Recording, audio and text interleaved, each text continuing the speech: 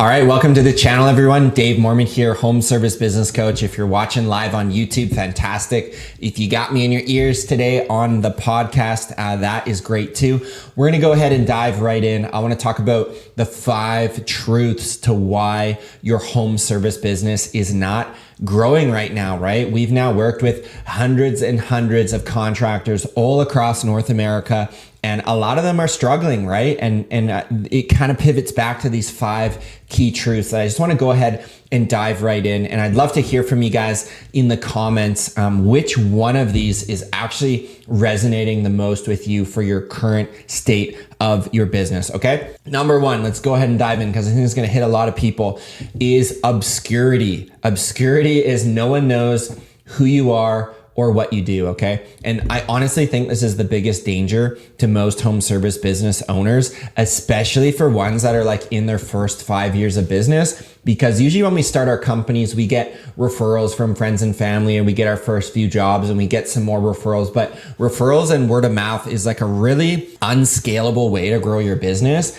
You get confidence from predictability and from outcomes, right? And when you're kind of just like waiting for this iPhone to just randomly ring or get some texts coming through with some work, it can be really difficult to maintain the business and actually get it growing. So we want to look for ways that we can actually remain extremely relevant to our audience, and also when they need us to say, hey, here we are, we've got the window cleaning company. Here's a stat for you. Only about 3% of your market right now is actually ready to buy from you. What I'd be focused on is that other 90%, programming the market that you're the company that does the window cleaning. Here's your before and afters. Here's what people say. Here's your employees. These are your values. You're constantly just educating the market for who you are and what you do. And when that 3% changes in 90 days to a new 3%, to a new 3%, you're always there and you're getting hit up. And that's why I love cleaning businesses, is because they're recurring in nature. And you can start to build that beautiful monthly recurring revenue inside of a cleaning business. So you want to really get quite confident promoting your business. I call it passionately promoting your business, and you don't need to break the bank to do this. So that's hard truth number 1. You got to move yourself out of obscurity and shout from the rooftop that, hey, you are the person that does the thing. And when people need you, they're going to reach out and get a hold of you. Truth number 2, your business is stalled out. It's not growing due to incompetent employees. Okay. We call employees good or bad. It has nothing to do with who they are as people. It's just, do they perform the outcome for our company or do they not? And a lot of it comes down to competence, especially in like labor jobs, cleaning windows, cutting grass, painting houses. It is skilled labor that's needed.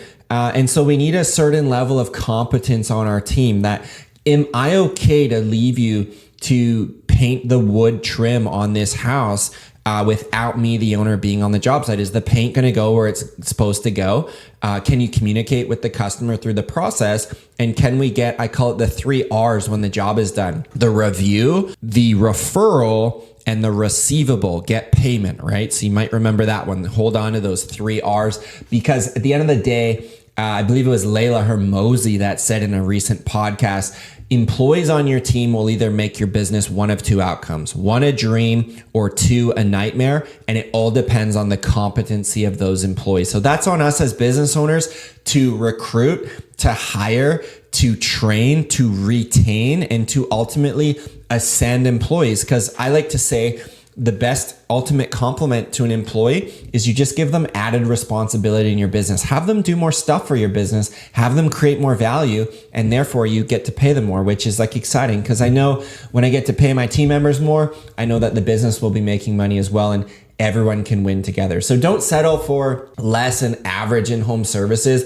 Just because other competitors are complaining about their employees doesn't mean that you need to do so as well. I would instead look in the mirror and level up yourself, become a better, more competent person, a better leader, enlarge your mindset, and you'll start to attract better people into your world. Truth number 3, selling on low prices. Most home service businesses are not charging enough for the services that they do. And here's the thing. If you charge too little for your services, you're not going to have the margin, you're not going to have the profit to actually reinvest and grow the business. And I always say, don't put truck 2 on the road until that first truck is profitable. We've got to first prove the economic business model that this can work. A lot of owner operators prove the model like, hey, it can work. But the problem is the owner's on the job site doing the work. So that's where we work with a lot of companies, extracting the owner out of the field, out of the office, out of sales, doing all this stuff. And we build a new machine that can operate without the owner. That's the goal, right? A lot of you listening, you're in the middle and like everything's just feeding up to you like this hub and spoke model.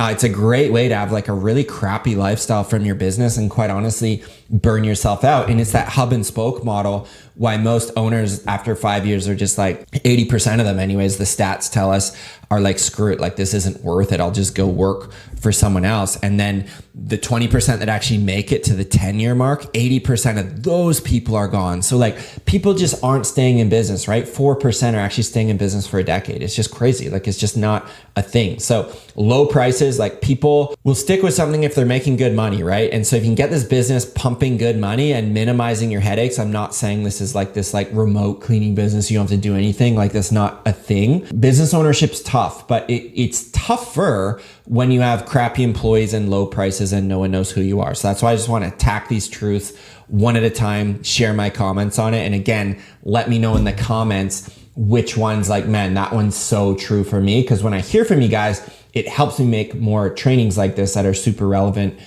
to those watching. So if you want to take the next step in scaling your business to the next level, you're going to want to check out our Scaling Blueprint program. We've worked with hundreds of home service business owners now all around the world where we've actually built out the systems for them in their customized branding and provided them with coaching from our 7-figure coaching team. If you want to learn more about that opportunity, then go ahead and click the link right here.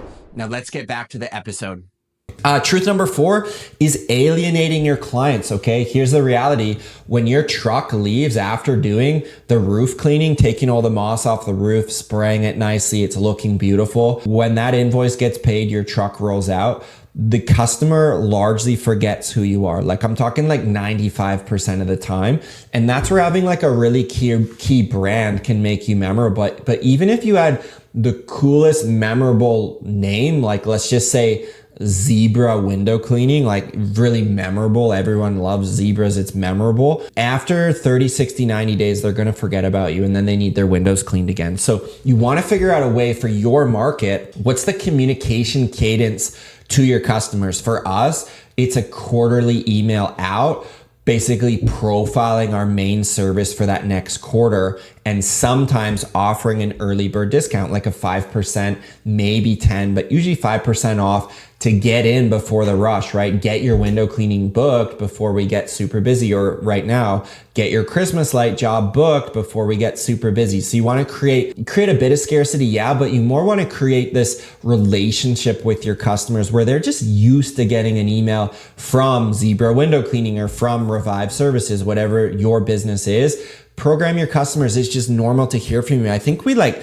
have too low of confidence in trades where we're almost like, and I've been there myself, we're like almost scared to talk to our customers. Like they're way up here in the $2 million house and we're driving this like $5,000 beater truck with like average employees and not a great brand. So we see this like power gap where like the point of this content is to try swing it out where it's more balanced. Like the customer needs you as much as you need them. Get on their level and talk to them and just be like, straight up ask them, why did you choose us versus another company? We do this with my coaching business, Home Service Business Coach. We ask our new members that join, like there's like hundreds of coaching businesses. Why did you choose ours? And it always comes back to, I read through your social proof, your testimonials, or I talked to one of your members, or I just listened to like 110 of your podcasts or hung out on your YouTube channel and was like, all right, I know what I'm getting. I'm throwing down the cash. I'm going all in. So you got to like warm up your audience. You got to be in touch with your customers when you run a home service business. Otherwise, you're just like everyone else. You do the service, you forget about it, and you're constantly filling that top of funnel with new business because everyone's running out the back because you just haven't done a re-engagement campaign. So get serious about text and email communication with your customers. And lastly, truth number 5, I firmly believe this to my core because I've been there myself.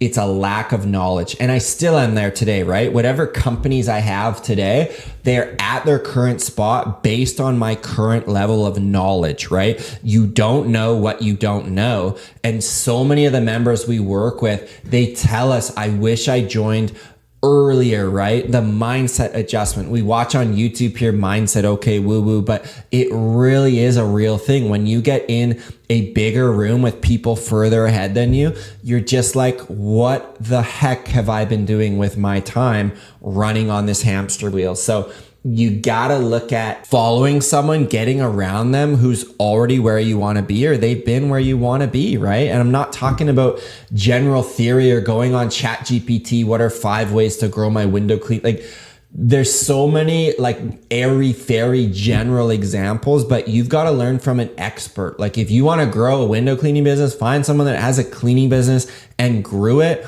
and like owns it or is still relevant with it in somehow. Those are the people that I think you want to be learning from. And just start small, right? It doesn't need to be a $10,000 coaching program. It can be a $30 book. It could be a $15 book on Audible. It could be for 5 hours a week. You don't just watch YouTube. You actually get a notebook and you start taking notes from practical trainings like this, right? These are the things I'm talking about. You've got to get ahead of your learning curve because as an entrepreneur, like no one's coming to save you. And in 16 years of running my own home service business, the greatest investment I believe you can make in yourself as an entrepreneur literally is your own self-education. And I'm multiple 6 figures into my journey. I kind of stopped tallying it up, to be honest, because for example, 3 months ago is another $24,000 I paid to hire someone to come and rebuild a lot of the back end operations of my coaching business.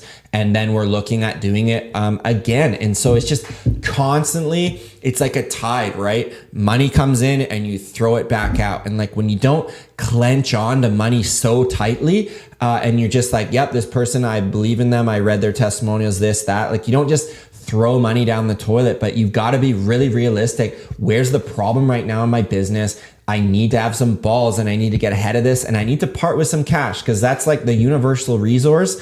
But in doing so, I'm going to build something better and I'm going to save a bunch of my time. And unfortunately, most of the contracting space just views money, I believe, with this really small-minded scarcity mindset that once you get it, you have to hold on it forever. I'm like, no, rather than save, invest, invest, invest. That's what it's all about being an entrepreneur. If you want to save, I believe, go and work a 9 to 5. Like it's stable. Relatively more so than entrepreneurship. And some of you might be hearing that and be like, that sounds a lot better than what I'm doing. So find a guide, find an expert and get out of your own way. And you'd be pretty amazed at what could get created. So those are really the 5 truths, everyone. When it comes to growing a home service business, I wanted to keep it as simple as possible. And this isn't just made up some random notes I pulled off, like I said, ChatGPT. This is me doing this for 16 years. Us working with hundreds of businesses and thousands of businesses listening to our podcast and our YouTube channel. Our podcast is now over 30,000 monthly downloads. So we got a lot of people listening in trying to get value from here. So just want to wrap up, say I really appreciate you watching to the end of this video. Drop a comment with the one truth that really resonated with you. And for those of you on the podcast, feel free to email HSBC directly, info@homeservicebusinesscoach.com. Our team monitors that email. And so if you've got a question or something you're like, man, a training on this would be killer, go ahead and send it in and we'll see what we can do.